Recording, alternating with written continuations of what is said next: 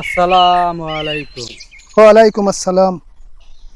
জনাব, আপনাদের পরিচয়? আমার কোনো পরিচয় নাই। আমি হচ্ছি বাবার খাদেম। আমি বাবার সাথে ৩ বছর যাবত আছি। বাবার খেদমত করি। বলতে পারেন বাবার শাগরেদ। বুঝলাম, উনি অনেক বড় কামেল হুজুর। তো আপনারা কোথা থেকে এসেছেন? বাবা ৭০০ মাইল হেঁটে এসেছেন। আসার পথে ৩০০ গ্রাম পাড়ি দিয়েছেন। এর ভেতরে বাবার একটা গ্রামও পছন্দ হয় নাই। তাই বাবা মন স্থির করেছেন আপনাদের এই গ্রামে কিছুদিন থাকবেন। যদি কিছু মনে না করেন, তাহলে একটা কথা বলতে চাই। এই দুনিয়ায় মনে করার মতো কিছুই নাই। কিছুই নাই। বাবা হচ্ছেন একজন সাধারণ মানুষ। ভয় বাদ দিয়ে আপনি যা বলতে চান নির্ভয়ে বলুন।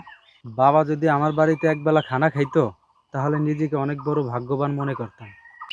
বাবা তেমন কারো বাড়ি খানা খেতে পছন্দ করেন না। আপনি যেহেতু এত করে বলছেন, বাবা চিন্তা করে দেখবেন।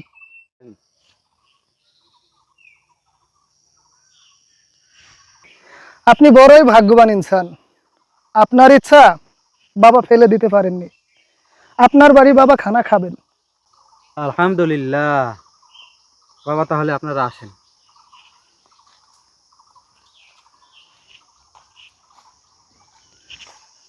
বাবা হরেক রকম পাগল দিয়া মিলাইছে মেলা